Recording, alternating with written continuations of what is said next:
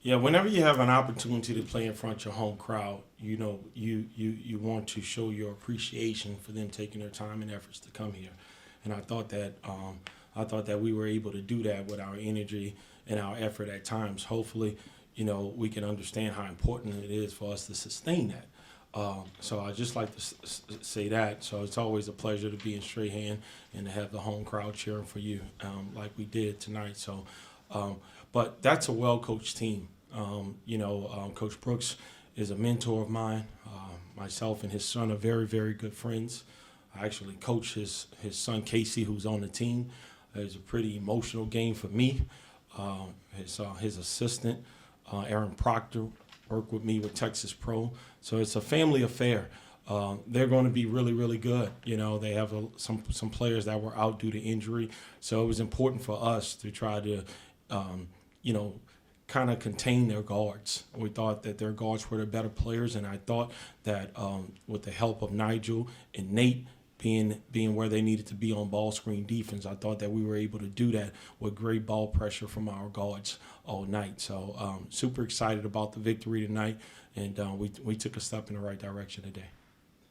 Coach, you said last game, you have the same three goals every game. You want to hold the other team to 39% shooting, 11 turnovers, and then win the rebounding battle. And you did that for a second consecutive game. Um, how did you get to those specific numbers? Yeah, I didn't know that. To be Yeah. honest with you, I asked when Coach Benny showed me the paper. I said, "How did we do that?" Because I go by the possessions, and sometimes it just looked like we were not playing as in sync as we're capable of being.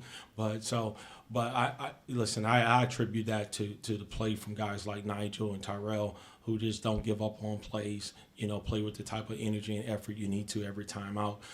So I think tonight it was a combination of a few things, man. I thought defense was clicking on cylinders. I thought that we took good shots. I saw Caleb, went 1 for 10, but I thought every single last one of those shots were good quality shots.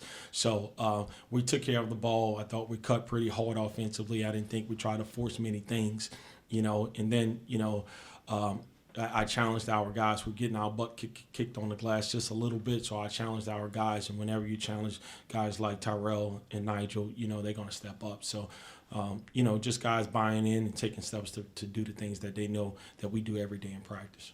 Yeah. You put Nigel and Tyrell in after going behind 8-3. What do you feel like changed in the game after they came in? Yeah, I know somebody going to get pushed around.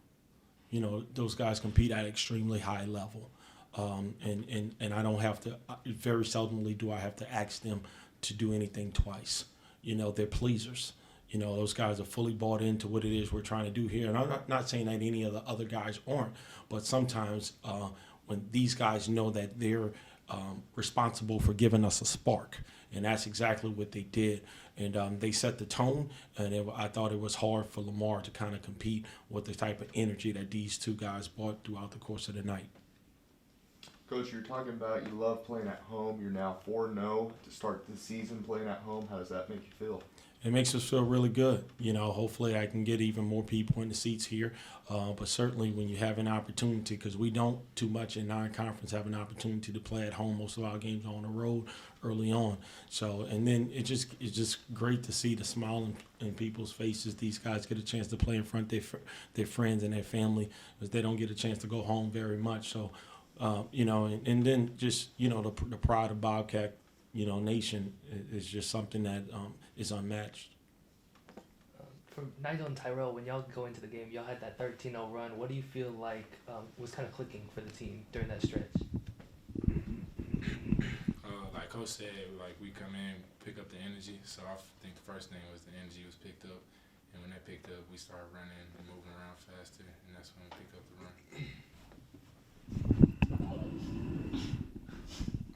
Kind of like what Nigel said, really energy, and then coming off the bench, we needed to do a better job of communicating. I thought we needed to come in and bring communication in.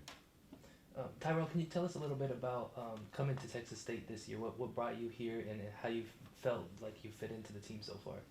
What brought me here is the culture. First thing, Coach told me about, which is nothing but culture, how we are a team, how we together, and how I fit in, I say, we all just like click like real fast. We play fastball, but then again we play smart.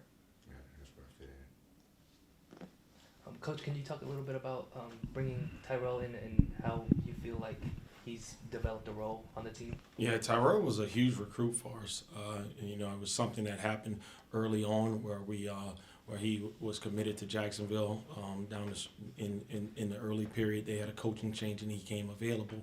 Once he came available, I just knew that he was the missing link, and I thought that he was a versatile player. I thought he had the ability to play above the rim, as you guys saw that, and guard multiple positions. And then I thought he was a pretty good shooter, So, but at the end of the day, we did a phenomenal job of recruiting families. His mother's amazing, and so is his father.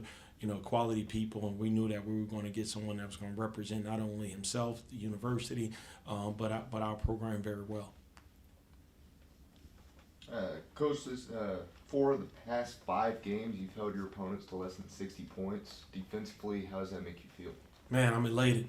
To be honest with you, that's what we take pride in. That's what we work on.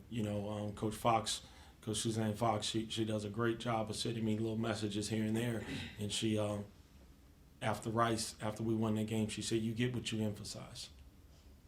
And it's so subtle, but we came in getting back to the fundamentals of what this program was built on, and that's defense, that's intensity, that's effort, that's communication, that's togetherness, and I'm proud of these guys for their buy-in.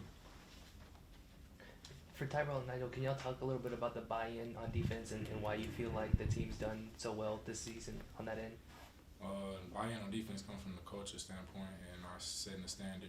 So every day we come into practice, setting the standard of hard work, and our first thing is defense. So that's where it comes from, I believe. I say defensively, it just takes effort. Everybody buys in into, playing defense because that's our number one priority over everything. And then, Coach, with the offensive boards, I know that's something that you were was not to your liking the last game. What do you feel like y'all can do a better job of to fix it before conference play? Yeah, it's about displacement. A couple of times we were put in rotation, so we were moving around a little bit. I think when you give up defensive rebounds, or when you give up offensive rebounds, I should say, probably it's a couple things. One, we can't get put in rotation because then Nighael and Tyrel, we're being put in rotation. So when they help on a drive, then a guard has to come down and help on the big. And sometimes the guard doesn't come in with the idea of displacing the big. They come down and they stand next to them as saying, "I'm helping, I'm not allowing him to receive the ball." But most of the time they get it from the rebound because we're not displacing them and blocking them out. So it's just some things that we need to work on. I think the best way to work on that first is identification. We have to show it to them in film what's actually going on so they can kind of see it and put it together. And then after that, we need to emphasize it a little bit more in practice. Last question. You look at the stat sheet as a whole, you didn't have that one particular player that stood out. Just the whole team played great overall. How does that make you feel knowing that you don't have that one star player, just your whole team is a star player, I guess you can say like that. They work together great like that. Yeah, culture wins. The most connected team wins. The teams that don't care who get the credit. Tonight or tomorrow may not be Tyrel night, Nigel's night, but if we play like we played today, every night can be our night. So it's just one of those things. We'll have times where one particular guy or two particular guys or three particular guys will carry us. But on nights like tonight, when you can get everybody contributing at a high rate, high level, and then everybody goes home happy.